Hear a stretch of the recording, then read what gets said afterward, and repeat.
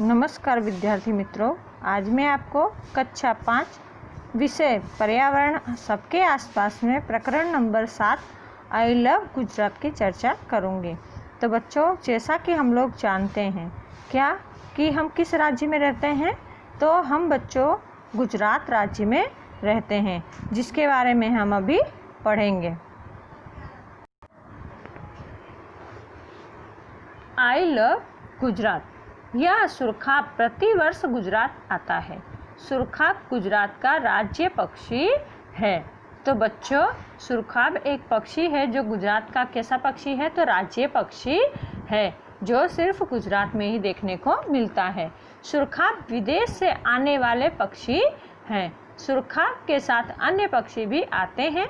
विदेश से आने वाले पक्षियों को प्रवासी पक्षी कहा जाता है। तो बच्चों, कभी कल प्रश्न पूछाता है कि प्रवासी पक्षी किसे कहते हैं, तो विदेश से आने वाले पक्षियों को प्रवासी पक्षी कहा जाता है।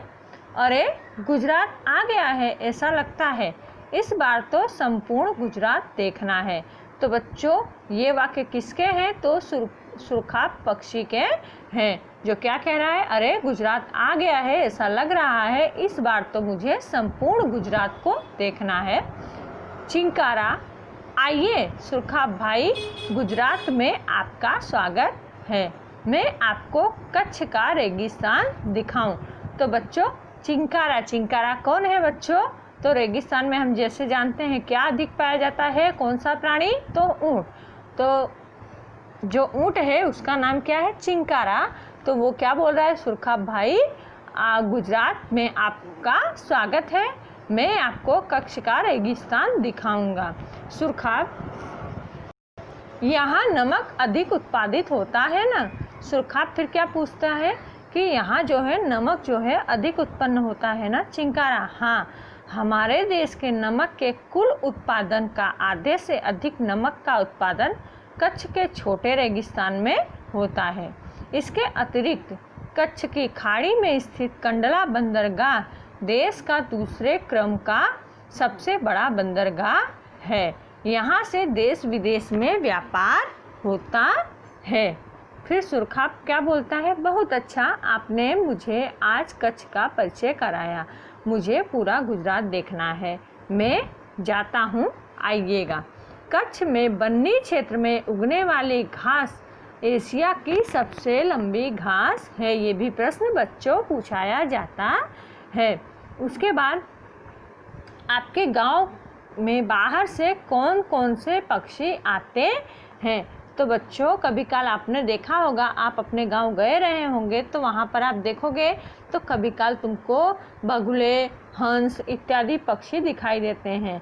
विदेश से पक्षी अपने राज्य में क्यों आते होंगे, तो बच्चों इसका कारण क्या है, क्योंकि हमारे देश की जो जलवायु है वो उनके अनुकूल होती है, जिसके कारण विदेश से पक्षी यहाँ आते हैं।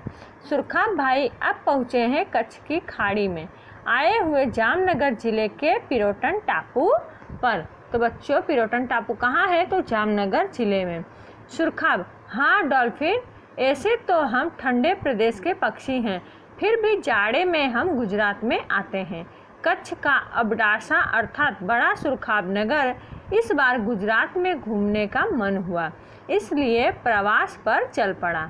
ये कौन बोलता है, तो सुरखाब बोलता है। तो डॉल्फिन जो मछली है वो क्या बोलती है, मेरे साथ आइए और देखिए, यहाँ प्रवाल चट्टान है, स्टार फिश जिसको तारा मछली कहते हैं, जेली फिश और मेरी तरह डॉल्फिन मछली तथा जल मुर्गी, केकड़ा तथा ऑक्टोपस भी है।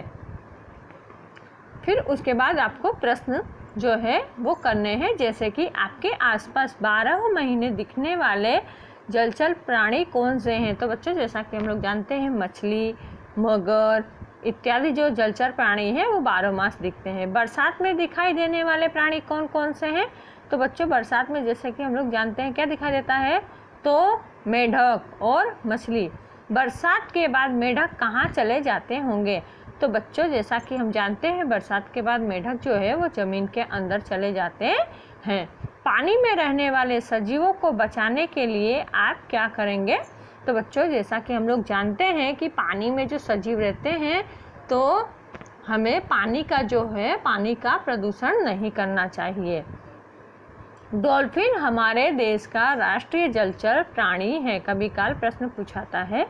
अब सिंह, जिसको शेर बोलते हैं, वो क्या बोलता है? आइए सुरखाब आप यहाँ रहते हैं? सिंह, हाँ, संपूर्ण एशिया महाद्वीप में हम केवल गुजरात के गिर में ही दिखाई देते हैं।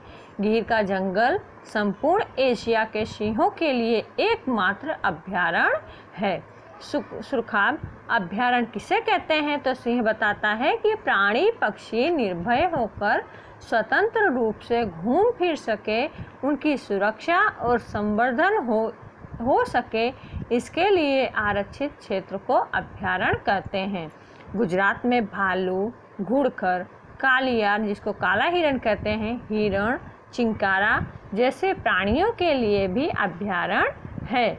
उसके बाद आपके ज़िले में कोई अभयारण्य है?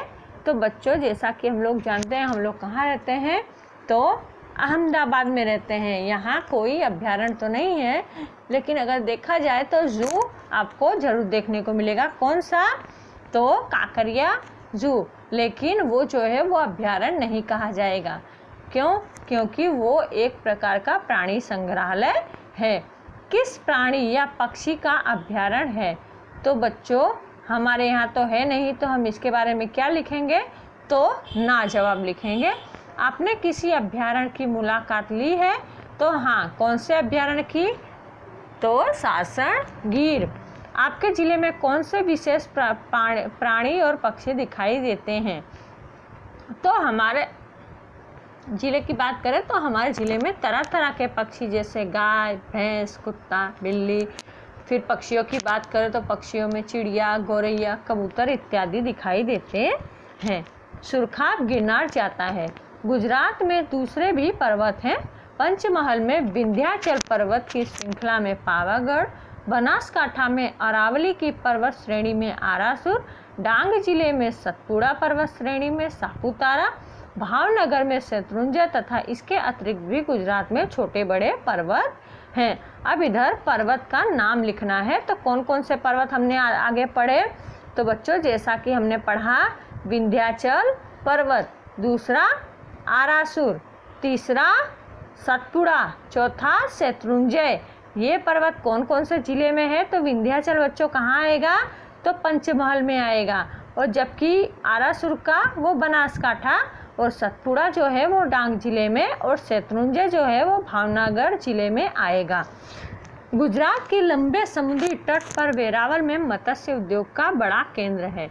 क्यों? क्योंकि वहाँ पर मछली का उत्पादन अधिक मात्रा में होता है। भावनगर जिले में अलंग बंदरगाह पर जहाज तोड़ने का बड़ा उद्योग है। डांग के जंगल में बांस, सादड़, हलदरवा, शीशम और टिमरू के वृक्ष होते हैं। साग की इमारती लकड़ी अत्यधिक मात्रा में पैदा होती है। पूरे डांग जिले का अधिकांश भाग जंगल क्षेत्र है। यहाँ पर बघई का सुंदर बॉटनिकल गार्डन और गिरा धोत, जिसे गिरा जलप्रपात भी कहते हैं।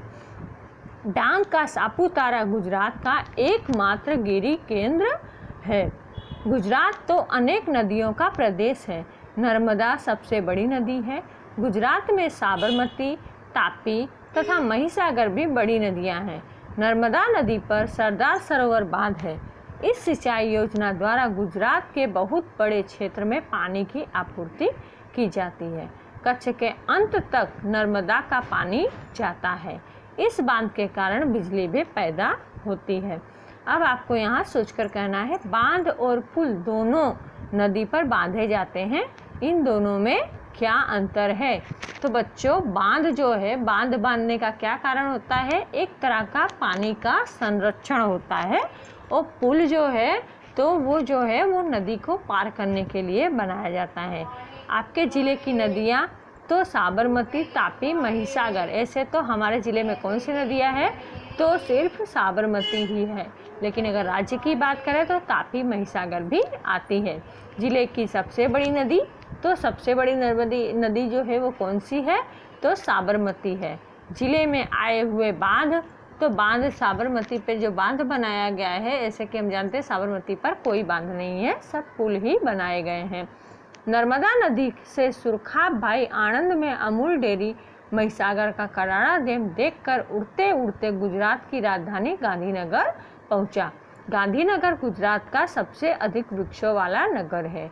सुरखाब भाई इंद्रोड़ा पार्क तथा महात्मा मंदिर भी गया। वहां से साबरमती नदी के किनारे स्थित अहमदाबाद भी गया।